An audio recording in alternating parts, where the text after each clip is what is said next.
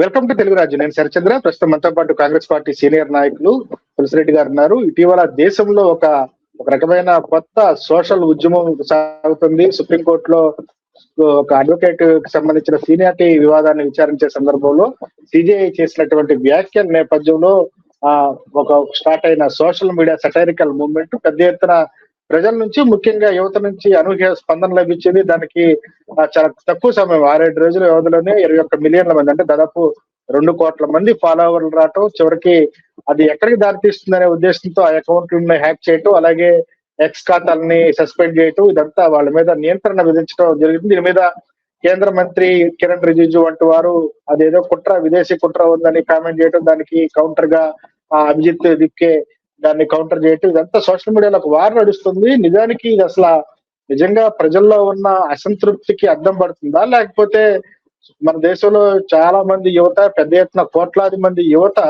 ఉద్యోగం, ఉపాధి అవకాశాలు లేక నిరాశ నిస్పృహల్లో మొబైల్ ఫోన్లతో కాలక్షేపం చేసే పరిస్థితులు నెలకొని దీన్ని అవకాశంగా తీసుకొని ఒక రాజకీయ ఉద్యమంగా మలిచే ప్రయత్నాలు జరుగుతున్నాయి. వీటి మీద తులసిరెడ్డి గారిని అడిగి తెలుసుకుందాం. తులసిరెడ్డి గారు నమస్తే.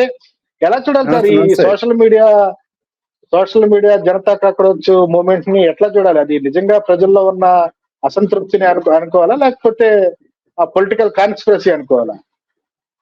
ఇది 100% వచ్చేసి ప్రజల్లో ఉన్నటువంటి పాలకుల పట్ల, ప్రజల్లో ప్రత్యేకించి యువతలో ఉన్నటువంటి అసంతృప్తికి ఒక ఇండికేషన్. అది మామూలుగా వర్షం వచ్చే ముందు కొన్ని మనకు సిమ్టమ్స్ కనబడతాయి.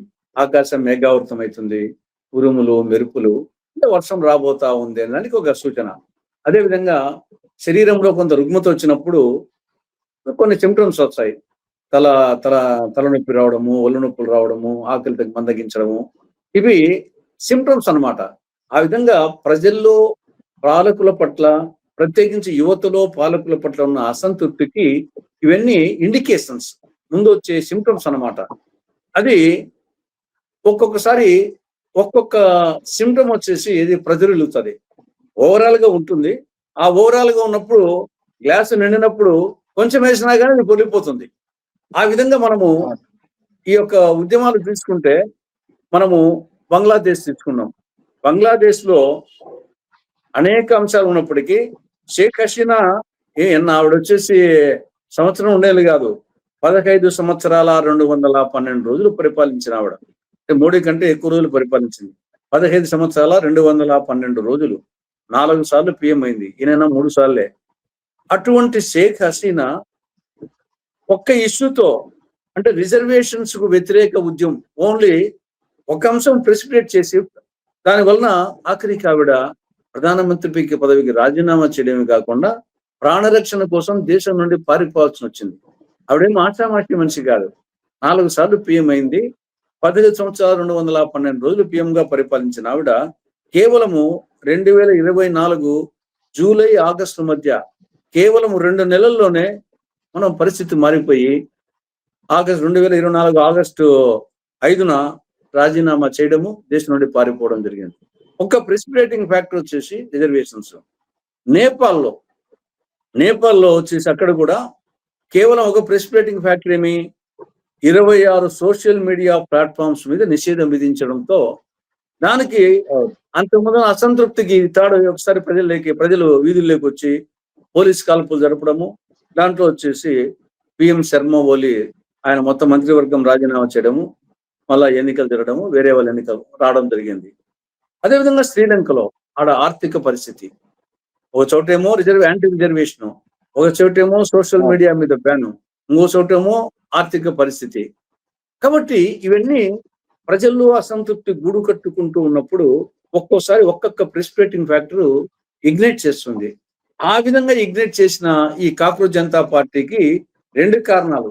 ఒకటి, నీట్ ఎగ్జామ్, ఇటీవల నీట్ ఎగ్జామ్ లీక్ కావడము, దాన్ని రద్దు చేయడము, 23 లక్షల మంది విద్యార్థులు వాళ్ళ భవిష్యత్తు గందరగోళం కావడము, మానసిక శోభకు గురి కావడం అనేది ఒక అంశంతో ఈయన సుప్రీంకోర్టు చీఫ్ జస్టిస్ గారు ఆయన ఒక పెద్ద మనిషిగా ఆయన ఈ ఉద్దేశంతో కాకపోయినప్పటికీ కొన్ని వచ్చేసి కొందరు సోమరిపోతులుగా, కొందరు కాక్రోచులుగా, పారాజైట్స్ గా జీవిస్తున్నారు అని చెప్పిన దాన్ని ఈ యొక్క నీట్ ఎగ్జామ్ యొక్క లీకేజీ ఆ రద్దుతో ఇగ్నైట్ అయిపోయి ఇమీడియట్ గా వచ్చేసి ఇప్పుడున్న సోషల్ మీడియాలో ఆ కాక్రోచ్ జనతా పార్టీ అని ఒకటి పార్టీ తిన్న సోషల్ మీడియాలో పెట్టడము.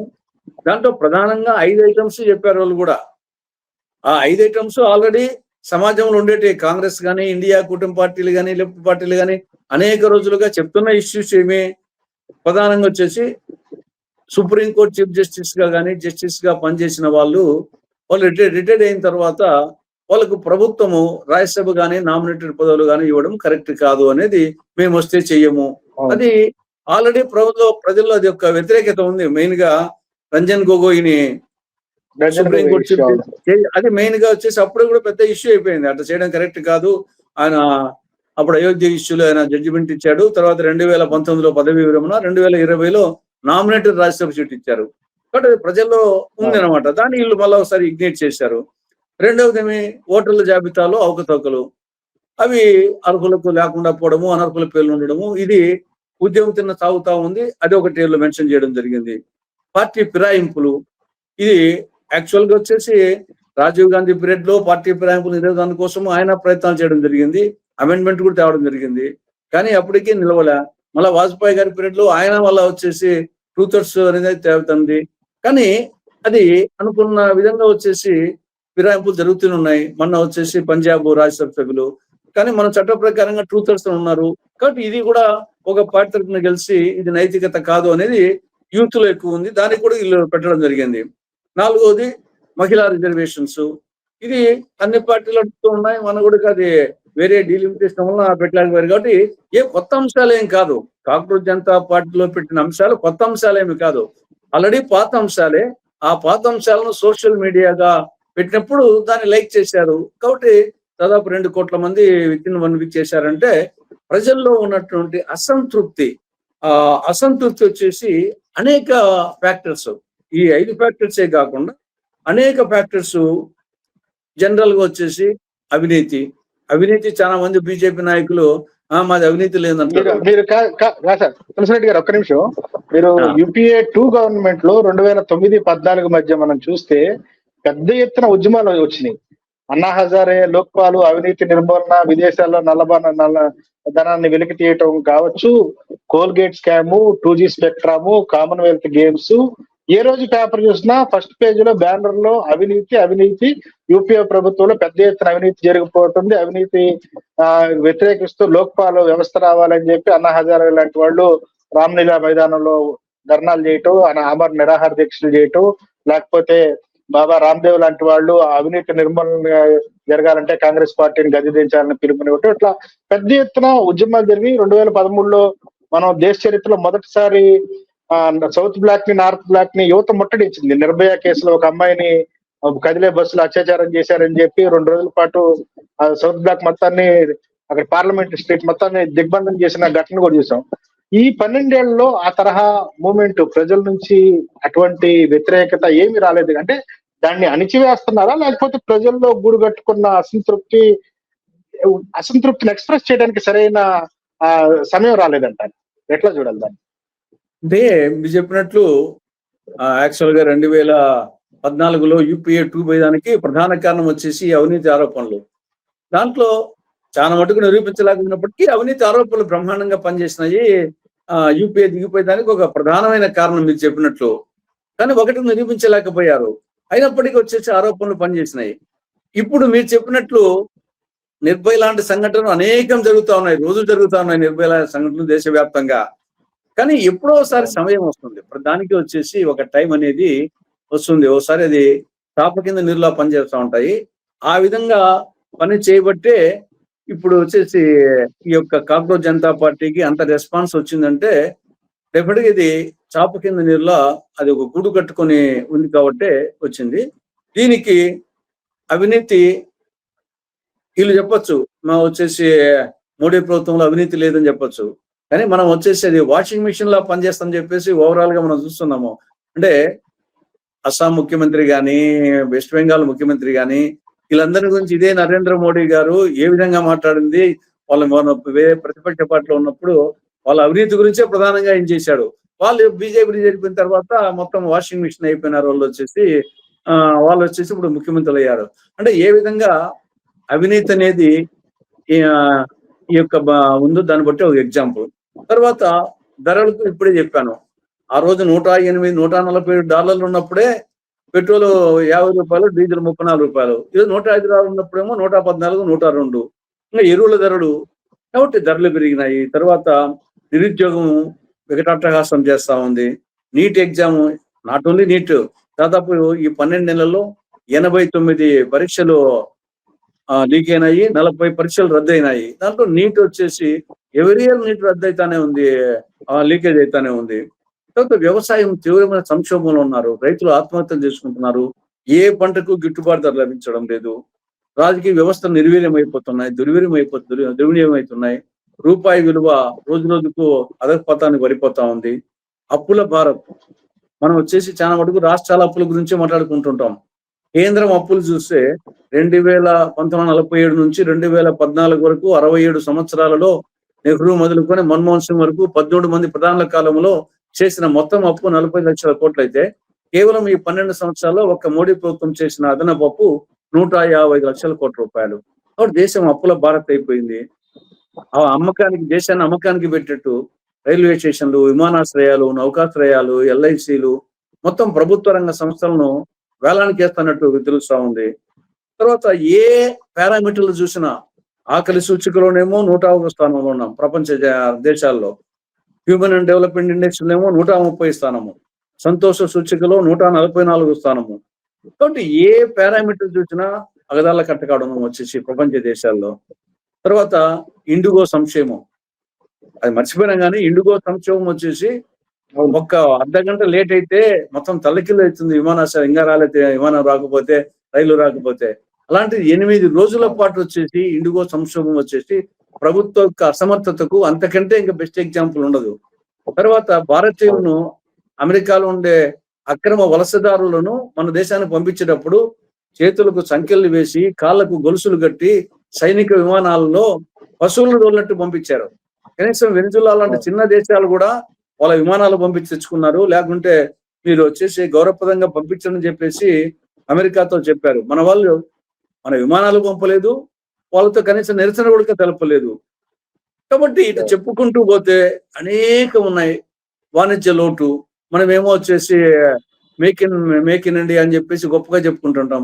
మరి మేక్ ఇన్ ఇండియా చెప్పినప్పుడు ఎక్స్పోర్ట్స్ పెరగాల, ఇంపోర్ట్స్ తగ్గాల, వాణిజ్య లోటు వచ్చేసి ఉండకూడదు.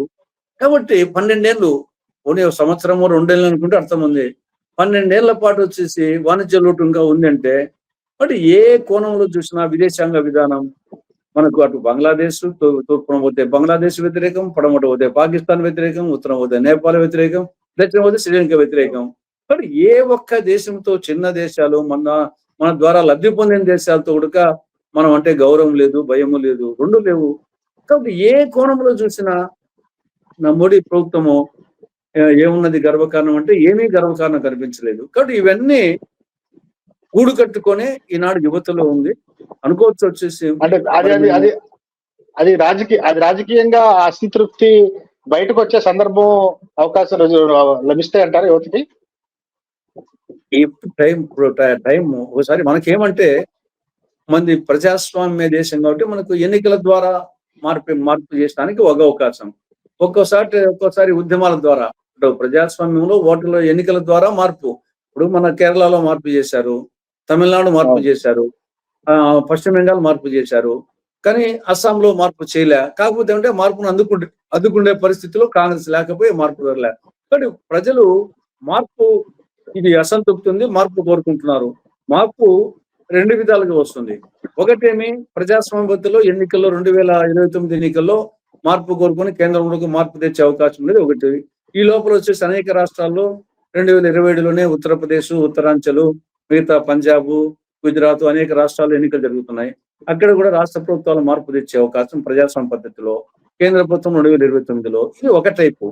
కానీ ఏ విధంగా బంగ్లాదేశ్ లో, నేపాల్ లో, శ్రీలంకలో అది ఉద్యమాల ద్వారా ఆల్రెడీ వచ్చేసి బంగ్లాదేశ్ వచ్చేసి తర్వాత ఎన్నికలు జరిగినచ్చు. కానీ ప్రధానమంత్రి రాజీనామా చేయడము, దేశం నుండి పారిపోవడము, తర్వాత కొన్నాళ్ళు తాత్కాలిక ప్రభుత్వం నడపడము, ఎన్నికలు జరపడము, తర్వాత రావడం, నేపాల్లో కూడా వచ్చేసి ఉద్యమం ద్వారా వాళ్ళు రాజీనామా చేయడము, తర్వాత ఎన్నికలు రావడము, వేరే వాళ్ళు రావడము.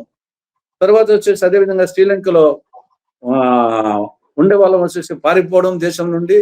కాబట్టి ఇది ఉద్యమం ద్వారా మనం ఆ విధంగా రావాలని కోరుకోవడం లేదు. ప్రజాస్వామ్య పద్ధతిలోనే ఆ విధంగా నేపాల్లోనో, పాకిస్తాన్లోనో, బంగ్లాదేశ్లో వచ్చినట్టు మనం కూడా ఇక్కడ రావాలని కోరుకోవడం లేదు. కానీ అది ఒకసారి అనార్కీకి దారితీస్తుంది. కానీ ప్రజాస్వామ్య పద్ధతిలోనే మార్పుకు అవకాశం ఉంది. మన ఈ యొక్క కాక్రోచ్ జనతా పార్టీ అనే అసంతృప్తి అనేది వచ్చే ఎన్నికల్లో, అటు రాష్ట్ర అసెంబ్లీ ఎన్నికల్లో, లోక్సభ ఎన్నికల్లో ప్రజాస్వామ్య పద్ధతిలోనే ప్రతిబింబిస్తుందేమని చెప్పేసి నా అభిప్రాయం. Right sir, thank you so much sir. Thank you. నమస్తే. నమస్తే. హలో, తెలుగు రాజ్యం ఛానల్ చూస్తున్నారా? సామాజిక, రాజకీయ, జీవన చిత్రణే తెలుగు రాజ్యం. అతిశయోక్తులు, అసత్యాలు ఉండవు. రాజకీయ కోణం కాదు, ప్రజా కోణమే కొలబద్ద. తెలుగు రాజ్యం వీక్షణ మీ ఉత్తమ అభిరుచికి నిదర్శనం.